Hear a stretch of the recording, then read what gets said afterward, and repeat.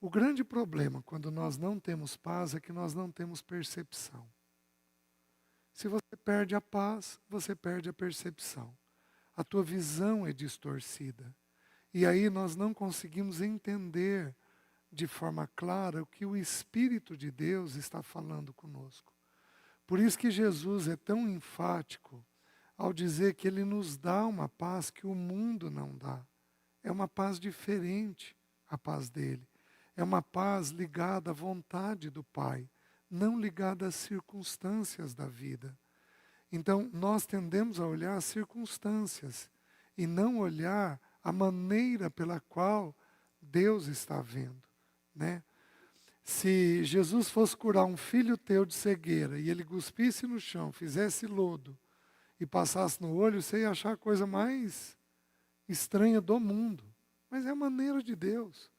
Deus vê coisas que a gente não vê. Deus nem sempre segue uma lógica. Muitas vezes ele é lógico. Mas muitas vezes o Senhor é completamente ilógico na forma de tratar, de conduzir as coisas, né? E aí, deixe-me falar rapidamente sobre a paz nossa com Deus, que eu já mencionei ontem, então vai ser bem rápido. Vale aqui Romanos 5:1. Justificados, pois, mediante a fé, temos paz com Deus. Então a nossa paz pessoal, ela precisa começar especialmente nessa questão da nossa paz com Deus. Você tem que saber, você tem que entender o que é justificação pela fé. Você foi aceito gratuitamente. Todo aquele que o Pai me dá, de forma alguma o lançarei fora. Por quê? Porque você foi plenamente aceito. Sobre nós veio a graça de Deus. E Jesus desceu com graça sobre graça. O que é graça? A aceitação. Ele trouxe para nós a aceitação. Você é aceito. Você tem pecados, você tem problemas, você tem distorções dentro de você. Todos nós as temos. Alguns de nós, como foi dito ontem, o ponto que Deus quer nos trazer aqui, alguns de nós estão afastados aqui, aqui, aqui, aqui. Tem gente que está lá na parede. Isso não é problema para Deus. Porque Deus é um especialista em restauração de pecado. Um especialista. Né? Mas a gente tende a estabelecer um ideal. Não, crente tem que ser assim, assado, pode isso, não pode aquilo. E é verdade que algumas coisas podemos e algumas não podemos. Mas é verdade também que todos nós estamos em obras. Todos nós estamos sendo trabalhados pelo nosso bendito Senhor. E isso não é uma coisa das mais fáceis, né? Então vale, nessa questão da paz pessoal, vale isso, né? E aqui de novo nós temos um jogo de palavras, porque quando você abre Romanos 14, versículo 17, ele vai dizer, porque o reino de Deus não é comida nem bebida, mas justiça e paz, e alegria no Espírito Santo. Só que o que ele colocou antes da paz? Justiça. Lembra de Isaías? O fruto da justiça será paz. Desculpa, o efeito da justiça será paz. E o fruto da justiça, repouso e segurança. Então, quando temos paz, é porque nós exercitamos a justiça que vem da parte de Deus. Está fazendo sentido, meus irmãos? Certo? Que mais? Vamos mais. Existe a paz que mais nos incomoda, que é a paz na família. Quem aqui esse ano já brigou com alguém da sua família? Levanta a mão. Vocês estão entendendo? Muitos brigamos. Existe uma expressão que ela é pouco usada, ela é usada talvez um pouquinho mais no meio jurídico, é uma expressão que eu vou citar para vocês. Algumas pessoas são beligerantes. Você sabe o que é uma pessoa beligerante? É uma pessoa dada à briga. Tem gente que é encrenqueiro. Tem gente que gosta de uma briga. Não, porque eu dou um boi para não entrar, mas uma boiada para não sair. É um espírito contrário, né? Quem aqui é crítico? Levanta a mão. Crítico. São pessoas que têm mais facilidade para briga. E aí isso dentro de casa vira um nó de ser resolvido. Porque o lugar da nossa edificação é dentro da nossa casa. Meus queridos, vocês lembram da construção do Templo de Salomão? As pedras, elas eram talhadas onde? Na pedreira. Não é para nós sermos trabalhados, a Bíblia diz que nós somos as pedras vivas. Não é para nós sermos trabalhados na hora da reunião da igreja. A hora da gente ser trabalhado é em casa. No nosso devocional, no nosso tempo íntimo com o Senhor, nos ajustes que a gente faz com o parceiro, com os filhos. É lá que é para a gente ser trabalhado. A gente é trabalhado lá e vem para a reunião da casa do Senhor, vem para o convívio com os irmãos, mais trabalhado, mais tratado. Senão, vai ter som aqui no meio, vai ter barulho aqui no nosso meio. Lembra que o texto bíblico diz que não se ouviu barulho na edificação do templo? Por quê?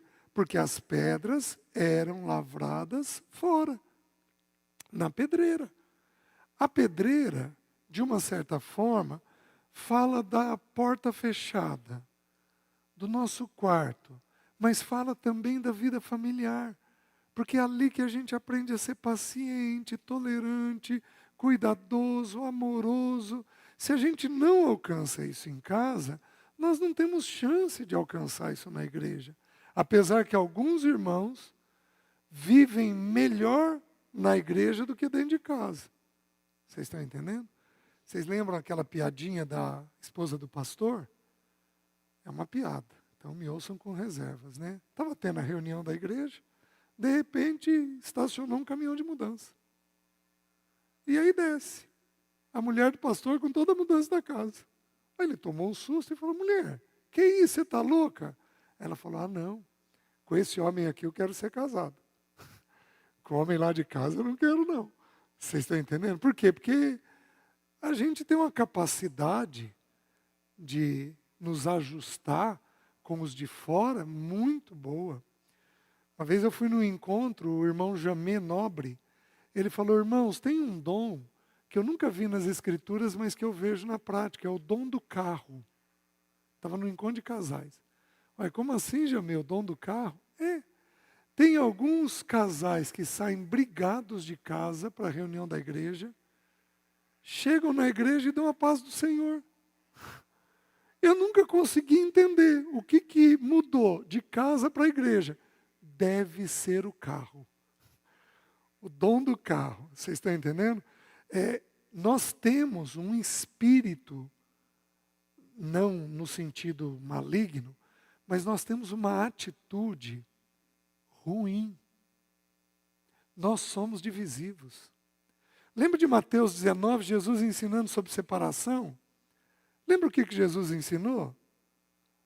Jesus ensinou que não é para separar. Aí, os discípulos viram e perguntam: tá, por que Moisés mandou dar carta de divórcio então? O que o Senhor respondeu?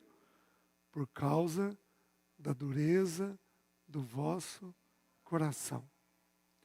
Nós temos um coração duro. Todos nós aqui, todos, temos um coração endurecido. Se pisarem no que a gente não quer, nós vamos ter reações ruins. A questão é que no atrito, nós não conseguimos edificar. E aí eu vou citar um texto para vocês, extremamente estranho. Mas ele fala, eu estou falando agora sobre a paz na família. É um texto que fala sobre separação na Bíblia. Nós temos Mateus 19 e nós temos 1 Coríntios capítulo 7, que vai falar sobre separação. E lá, falando sobre separação, o texto bíblico vai dizer assim: Mas se o descrente quiser apartar-se, que se aparte. Em tais casos não fica sujeito à servidão, nem o irmão, nem a irmã. Deus vos tem chamado a paz. 7,15. Deus vos tem chamado a paz. A vida familiar é para ter o quê? Paz. A vida familiar é para ter paz. Quando eu entendi esse princípio, meus queridos, você acredita, pelo que você me conhece, você acredita que eu fui briguento? Aparentemente não dá, né? Qualquer paciente meu dizia que eu era um poço de tranquilidade. Meus filhos pequenos me chamavam de bravo. Porque eu era muito bravo. Eu era um briguento silencioso. Eu ficava de 2 a 3 semanas sem conversar, no início do primeiro casamento. Deu ali perto de uns 18 anos de casado, eu comecei a entender esses princípios que eu estou ensinando para vocês. E aí eu fui me posicionando diante dos princípios. Eu fui me posicionando que chega de guerra. Chega. Chega de guerra. Naquela época eu estava estudando a respeito disso, da paz e da guerra, na Bíblia, e eu ouvi a respeito da cidade de Nova York. Vocês já ouviram a expressão tolerância zero? Essa expressão foi cunhada lá em Nova York. Nova York era a capital mais agressiva do mundo. A prefeitura gastava bilhões de dólares tentando corrigir o problema e eles não conseguiam corrigir. Então um grupo de pesquisadores foi contratado e eles deram uma sugestão estranha, mas com princípio bíblico. Sabe qual a sugestão que eles deram? Não vamos atrás de crime grande. Vamos atrás de crime pequeno. E aí os policiais, não os soldados, os policiais foram treinados para multar gente que cuspia no chão, gente que jogava lixo fora da lixeira, gente que atravessava fora da faixa, gente que furava sinal vermelho. Eles foram bicicletas andando fora do lugar que deveriam andar. Eles começaram a multar tudo que era pequeno. Depois de cerca de 8 meses, os crimes grandes começaram a cair. Então eles criaram a expressão tolerância zero. Por quê? Nas Escrituras, lá o texto fala de dinheiro, mas é um princípio. Ser fiel no pouco, sobre o muito te colocarei. Quando eu entendi isso, eu determinei, lá no primeiro casamento, tolerância zero. Chega de briga. Chega de briga. Chega. Não existe mais briga. Chamei minha primeira esposa, conversei com ela sobre os princípios, e aí começamos a trabalhar. Então, eu fiz um compromisso. Se eu não estiver bem, eu paro a conversa. Ou se eu perceber que você não está bem, eu paro a conversa. E amanhã, depois de termos dormido, você tem a minha palavra, que nós vamos sentar e conversar. E eu passei a cumprir isso. De sentar e resolver problema. Problema existe para ser resolvido. Problema não é para brigar. Problema não é para fadigar. Problema não é para estressar. Problema é para ser resolvido. A gente pega o problema, olha o que Deus pensa daquilo e resolve diante daquilo. Vocês estão conseguindo entender? E assim foi feito. Eu era muito quieto. Eu lembro uma vez que eu comecei a falar, eu fui treinando falar, e ela me rebateu. Eu lembro que eu virei para ela e falei, para. A tua grande queixa não é que eu sou quieto. Então, deixa eu concluir. Eu preciso concluir. Senão eu não treino. Eu não aprendo a falar.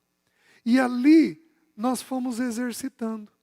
Eu aprendi que a Bíblia diz o seguinte, irai-vos e não pequeis, não se põe o sol sobre a vossa ira. Então, qual é a ideia da Bíblia? É para nós não dormirmos brigados. Quer dizer que você consegue resolver o problema no dia? Não. Nem sempre é possível. Às vezes você está cansado, com sono, Você vai com fome, você vai resolver problema com sono, pedir para aumentar o problema. Ele não faz isso. Quem precisa dormir, precisa dormir. Não é para conversar sobre o problema. Então, às vezes não é possível, mas o que é possível? A gente encaminha. Querida, querido, nós não estamos bem, mas vamos fazer o seguinte, vamos deitar, vamos dormir, vamos descansar, e amanhã a gente senta, ou no fim de semana, a gente pega esse problema e resolve esse problema. Pode ser? Pronto, você encaminhou a situação. Só que você não dorme sem fazer isso. O Charles Swindoll tem uma expressão onde ele diz que o cimento ao longo da noite seca. Aí você vai ter que quebrar aquele cimento duro. Então, o ideal é que a gente não faça assim. O ideal é que a gente aprenda a fazer de um jeito mais maduro, mais coerente. Casa é para ter paz. Casa não é para ter guerra. Seja na nossa casa, seja na casa de Deus. Não é. Esse espírito é contrário à natureza do Deus que habita dentro de nós, como nós vimos ontem. Então não é para termos essa atitude. E agora, 10 anos atrás, saiu uma pesquisa que eu gostaria de acrescentar isso para vocês. E é interessante, meus queridos, porque como que o ímpio às vezes levanta coisas que a gente não percebe. Há 10 anos atrás, Harvard fez uma pesquisa. Ela pesquisou as principais empresas do mundo que deram certo. Dentro dessas empresas, eles estudaram as Casas Bahia. Foi uma das empresas estudadas. O que eles estavam atrás? Por que deu tão certo algumas empresas? Por que algumas empresas são tão bem sucedidas? Onde entra dinheiro, entra pesquisa. Onde tem dinheiro, por que essas empresas ganharam dinheiro? E eles foram atrás de entender. Sabe o que eles descobriram? Que a diferença estava nos gestores. Desde o gerente de chão de fábrica até o CEO. Eles dizem, a pesquisa diz o seguinte, o nome da pesquisa é FLOW, F-L-O-W, que significa fluidez no inglês. Eles dizem o seguinte, que tem líderes, tem gestores que acham culpados. E tem gestores que resolvem problemas. O gestor que resolve problema, ele se torna líder. Todo mundo olha para ele. Por quê? Porque ele não vai cacetear ninguém. Ele vai pegar o problema, o que houve? Vamos resolver isso daqui, ó. Vamos proceder dessa forma, dessa forma, dessa forma e dessa forma. Depois ele vai atrás do responsável, obviamente. Mas não é a atitude inicial. O que ele faz quando ele faz isso? Ele dá fluidez no processo. O processo caminha. Mas o que acontece? Tem pessoas que arrumam culpados. Esses se tornam chefes e não líderes. Eles pesam o ambiente. E ao pesarem um ambiente, eles truncam o processo. Deixa eu pegar essa pesquisa e aplicar dentro das nossas casas. Você conversa de que jeito? Você conversa achando culpados? Sem medo de errar. Uma boa parte de nós conversa desse jeito. A gente não tem a sabedoria de olhar o problema, olhar primeiro o fato. Vamos resolver o fato? Vamos ver o que a gente pode fazer com isso? Vamos encaminhar esse problema? A gente não tem essa sabedoria de pegar isso e conduzir as coisas. Vocês estão entendendo? Geralmente a gente faz o quê? Acha culpado. Quem aqui já chamou o filho de preguiçoso?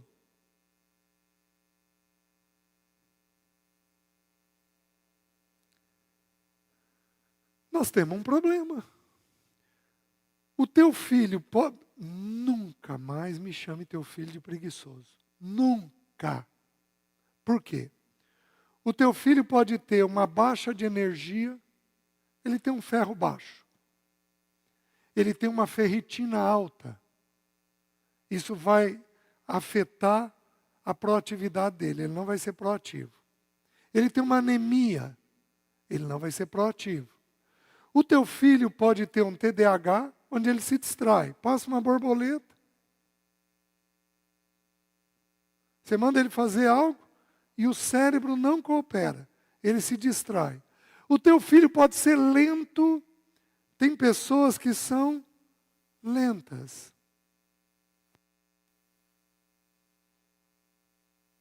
César. Onde você quer ir? Vamos. Tem gente que é lenta. Oi.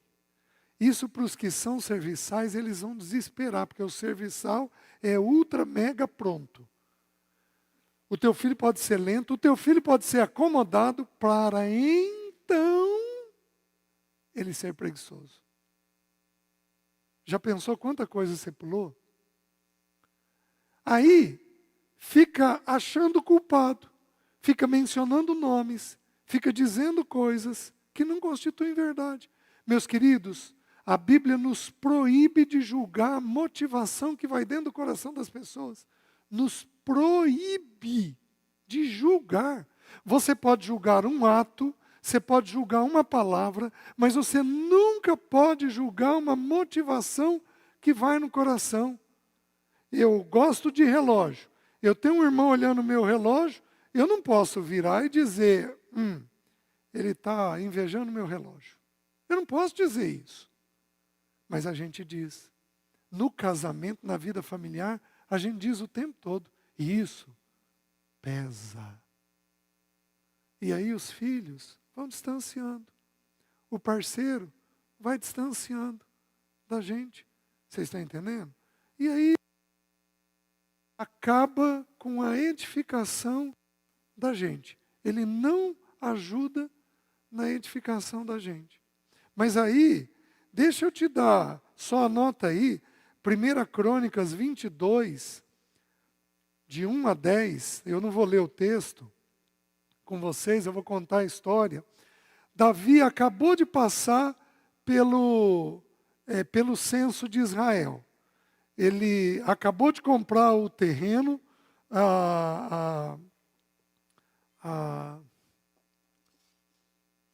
do irmão lá, fugiu o nome. Na eira de Ornã. Obrigado, irmão. Ele acabou de comprar o terreno de Ornã, e aí ele falou, aqui vai ser edificada a casa de Deus. Qual é a história de 1 Crônicas 22?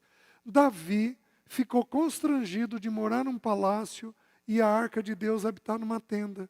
Ele ficou constrangido. E ele falou, não pode.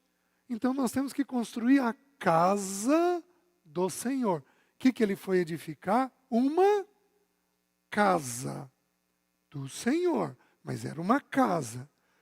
Ele levantou os trabalhadores, 135 mil homens. Ele levantou o terreno, ele levantou o projeto, ele levantou todos os materiais, Ele preparou tudo. Ele foi começar a construir, o que o texto bíblico diz? O texto bíblico diz assim, disse Davi a Salomão, filho meu, tive intenção de edificar uma casa ao nome do Senhor meu Deus. Porém, a mim me veio a palavra do Senhor dizendo, tu derramaste sangue em abundância e fizeste grandes guerras. Não edificará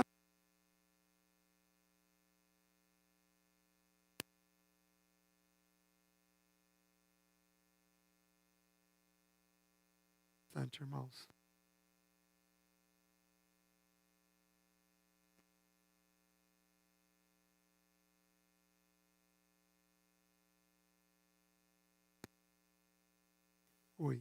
Oi. Voltou? Voltou. Não edificarás casa ao meu nome. Por quê? Era uma guerra. Havia muito sangue na mão dele. Eu estou num estado divisa com o Paraguai e com a Argentina, no Paraná. Digamos que estoure uma guerra entre o Paraná e o Paraguai. Eu estou.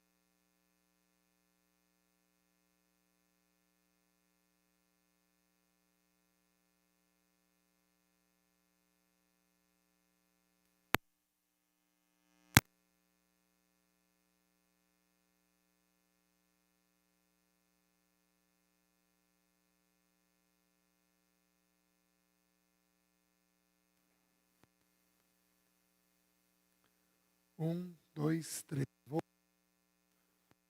E volta.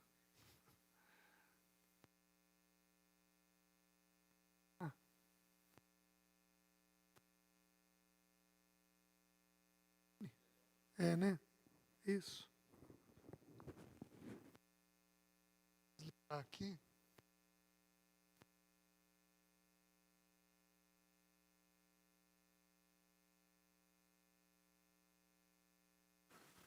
Oi, oi, oi. Pronto?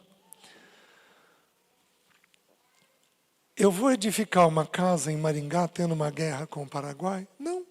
Eu não sei se eu tenho direito à propriedade. Eu não sei se não vai ser bombardeado. Então o que a gente faz? A gente não edifica casa em tempo de guerra.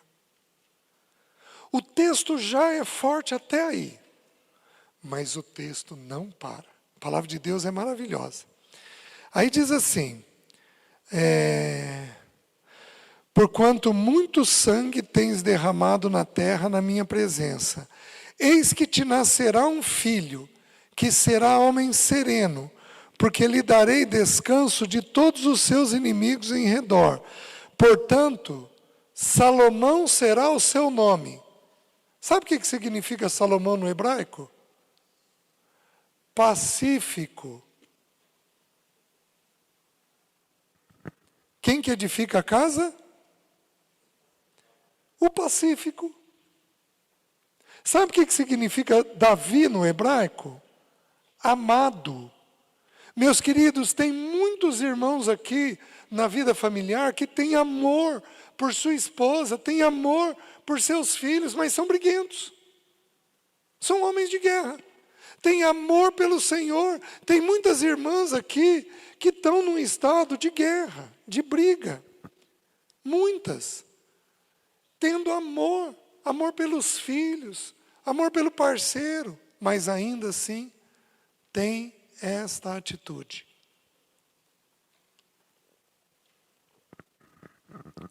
Você está entendendo?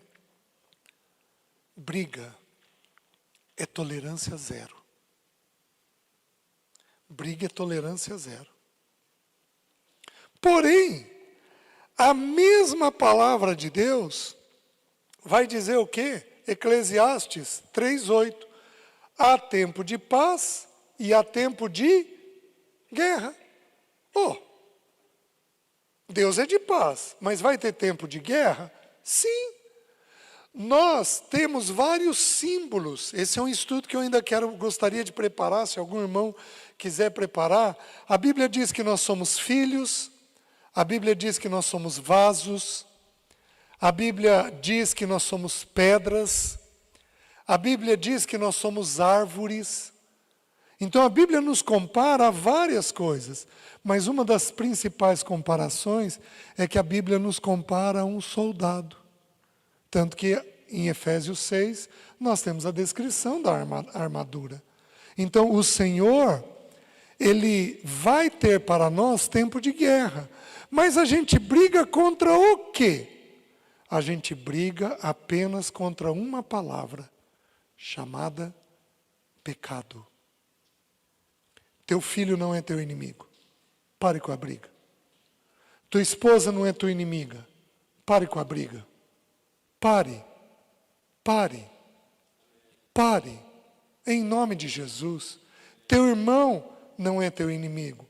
Pare com a briga. Essa não é a atitude do Senhor. Esta não é a atitude do Senhor. Meus queridos, eu nasci numa igreja chamada Missionária Unida. Um homem de Deus que me levou ao meu novo nascimento, um pastor de jovens, e me conduziu, me valorizou, cuidou de mim por anos a fio. E logo depois da minha conversão me mudei, fui para Curitiba, um amigo do pastor Donaldo, com quem eu tinha me convertido, me discipulou, carreguei a pasta dele, li todos os livros do Otmani, tinha 17, 18 anos de idade, fui extremamente edificado por esses irmãos, mas tinha passado aí uns 15, 18 anos de vida cristã, eu conheci o Evangelho da Graça. Conheci o Paulo Bornelli, conheci o Romeu, e aí aquilo foi crescendo, foi crescendo, foi crescendo, foi crescendo dentro de mim. Eu já pregava, comecei a dividir o púlpito. Preguei de um jeito errado. Aquilo foi ficando insustentável dentro de mim, insustentável, saí da igreja. Fui reunir com o Paulo Bornelli. 3 anos depois que eu estava no Paulo Bornelli, Deus falou comigo, que eu saí com a atitude errada. Voltei, pedi perdão para a igreja e fiquei mais 9 anos reunindo lá. Aprendi a não dividir o púlpito, aprendi a ver as coisas, manter em oração aquilo que eu via, até que então o Senhor mudou novamente a minha sorte, a igreja enveredou por algumas heresias, e aí eu saí em função dessas heresias, e aí o Senhor conduziu minha carreira cristã de outra maneira. Mas eu aprendi a não dividir. Aprendi que nem tudo que a gente vê é para a gente falar. Nem tudo que você vê é para você falar. Tudo que você vê é para você orar. Mas nem tudo que você vê é para você falar. Porque às vezes você não é a pessoa que Deus vai usar na situação. Mas Deus vai usar a sua oração naquela situação. Você está entendendo? Então fui descobrindo que existem muitas formas da gente preservar a unidade. Talvez uma das coisas que mais me chamou a atenção é Efésios capítulo 4, versículo 3 e versículo 13. Lá no versículo 3, ele vai dizer assim, esforçando-vos diligentemente por preservar a unidade do Espírito no vínculo da paz. Então eu me esforço. Queridos, todos nós aqui somos divisivos. Só existe uma igreja ideal aqui na cabeça da gente, é a nossa. Porque a gente vai ver problemas. Todos nós temos isso. Você tem críticas, você tem ressalvas, você tem senão, o tempo todo. Não só em casa, mas também agora com os irmãos, falando desse contexto dos irmãos.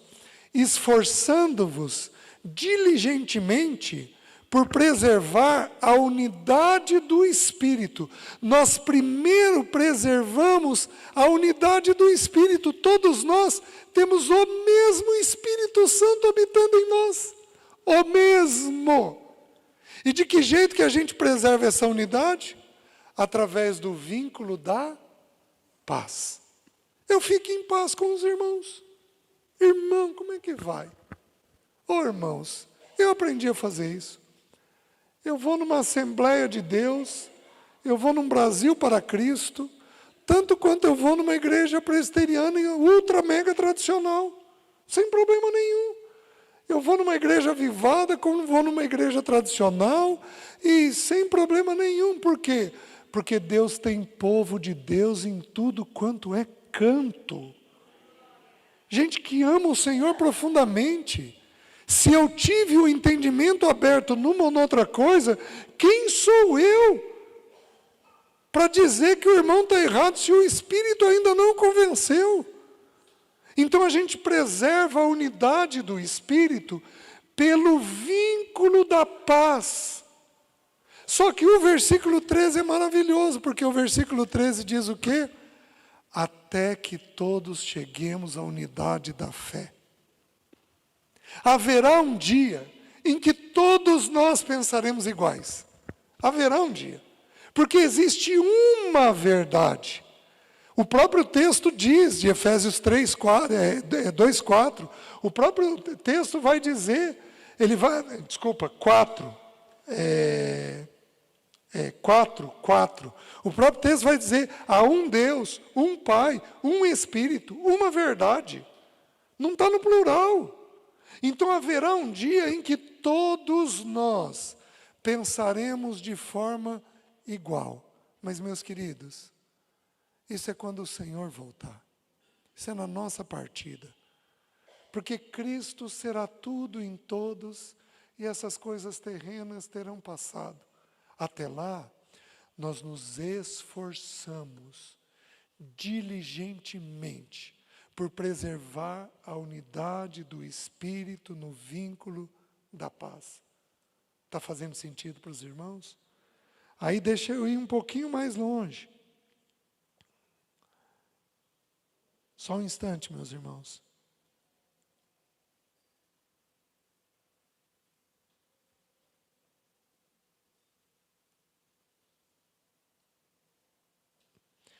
Atos 9:31 diz assim: a igreja, na verdade, tinha paz por toda a Judéia, Galiléia e Samaria, edificando-se e caminhando no temor do Senhor e no conforto do Espírito Santo, crescia em número.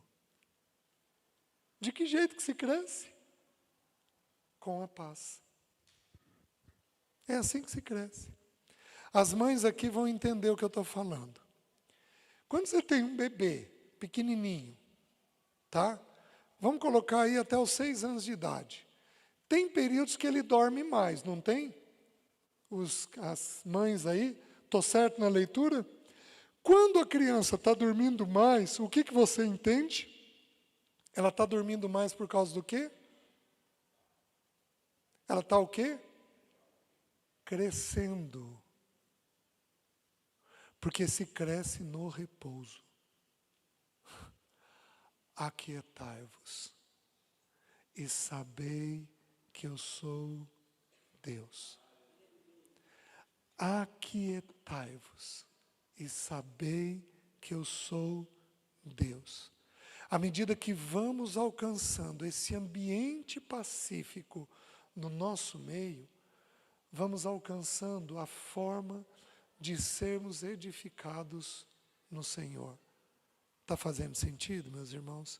Então, esta é a ideia. Preciso dar mais 3 versículos e nós encerramos esse período agora, para respeitar o tempo.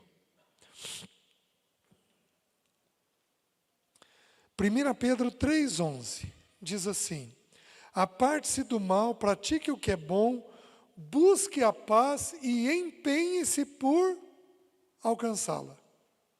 O que nós temos que fazer com a paz? Nos empenhar.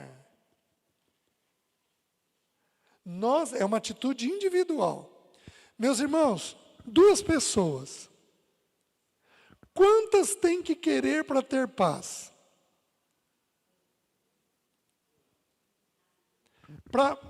Vou fazer a pergunta diferente. Entre 2 pessoas, quantas têm que querer para ter unidade? 2. Quantas precisam querer para ter guerra? Basta uma. O que a Bíblia faz? A Bíblia diz para a gente ajustar o nosso coração. Quanto depender de nós, tende paz. Romanos 12:18. Se possível, porque às vezes não é possível. Às vezes os irmãos estão tão brigados que você olha ele, ele vira as costas e vai embora. O que você vai fazer? Vai sair correndo até o irmão? Ô irmão, ô irmão, ô irmão, por favor. Que isso, irmão? Não, a gente vai dentro do possível. Se possível, quanto depender de vós, tende paz. Mas, meus queridos, nós ajustamos o nosso coração. O do outro é entre ele e Deus. Mas o nosso é entre nós e Deus. Então, quanto depende de nós, nós vamos atrás e resolvemos. Vocês estão entendendo?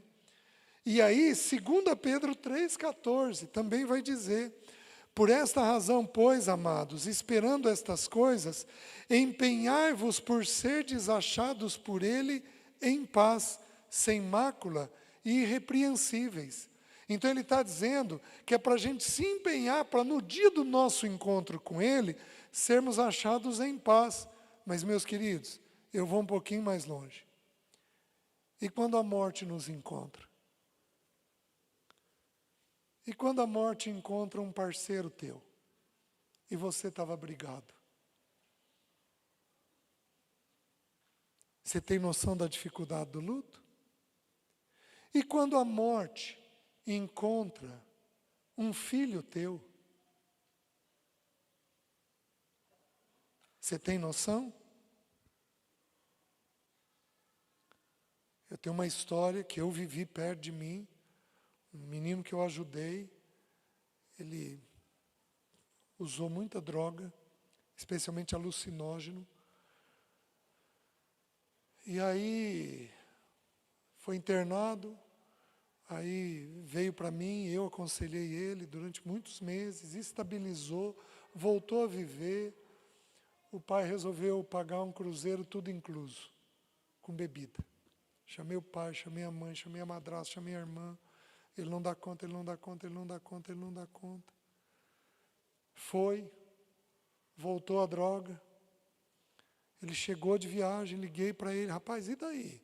Vi que você não confirmou o horário? Não, César, eu estou fazendo a matrícula na faculdade, mas essa semana eu vou. E você tem certeza? Tem. Naquele dia, a mãe brigou com ele por causa da droga. Ele foi até a mãe. Para de brigar comigo. Virou, saiu correndo e pulou do 10º andar. 10º andar. Como é que fica a cabeça de uma mãe dessa? Quanto depender de nós, tende paz. Porque você não sabe o dia que a morte vai te visitar. E aí, meus queridos, já vou encerrar. Eu estava num encontro de casais, eu estava ouvindo o Paulo Bornelli. E eu quero dar esse testemunho para vocês. E o Paulo Bornelli contou de uma briga que ele teve com a Dulce. E ele saiu pisando duro, 10 da manhã. Saiu bravo, saiu pisando duro, e de casa, cheio de razão. Quando deu meio-dia, o Espírito de Deus o convenceu. E ele voltou para casa, pediu perdão para a Dulce e se restauraram. Eu ouvindo essa história, eu pensei assim: meu Deus, ele levou 2 horas para resolver. Quantos dias eu levaria? E ali eu tomei uma decisão. O exemplo dele falou comigo: Senhor, me ensina a ser rápido. No meu 2º casamento, a gente quase não tem problemas. Mas, queridos, quando tem problemas, vai de minutos a algumas poucas horas para resolver.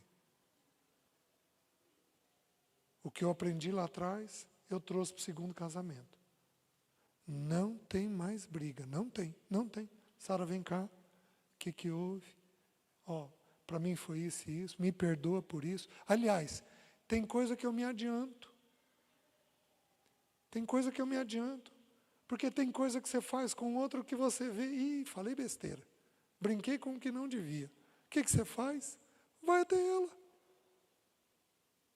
Pede perdão. resolve. Encaminha a situação. Você consegue entender o que está sendo dito? Uma última coisa, irmãos. Eu estou falando que vai ser a última e não paro. O texto de Paulo aos Coríntios diz que quando Jesus foi assunto aos céus, ele foi visto por cerca de 500 irmãos. Dos 500, ele havia enviado 70 de 2 em 2. Dos 70, Jesus chamou 12 para serem seus discípulos.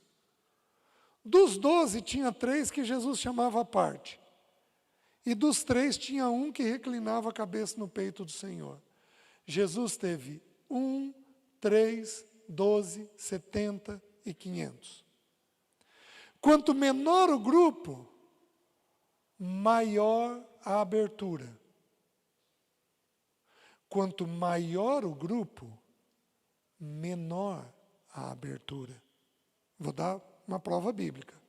João era um. Ele tem os escritos sobre verdade e união.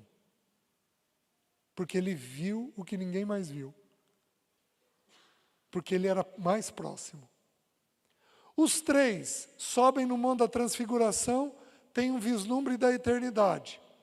Jesus vira para eles e diz: vocês estão proibidos de falar com os outros, até a minha partida, porque os outros não iam entender o que eles iam dizer. Então, quanto menor o grupo, maior a abertura. Não tome todo mundo por igual. Às vezes eu vou ter com o João, às vezes o João vai ser o meu 1. Mas eu, para o João, sou o 70. O Josival é 1 do João. Então nós fazemos uma confusão na cabeça e achamos que se temos união, é para com todo mundo a gente ter o mesmo padrão, o mesmo jeito, a mesma forma. E não é assim que as Escrituras nos ensinam. Quem aproxima mais ou menos é o Senhor. Fez sentido? Amém? Curva sua cabeça. Senhor, sê por nós e nos ajuda. Nos ajuda a sermos encontrados em paz. Contigo, com os nossos, com os irmãos. Ajuda-nos, para que o teu bom nome seja glorificado. Nós oramos em nome de Jesus. Amém.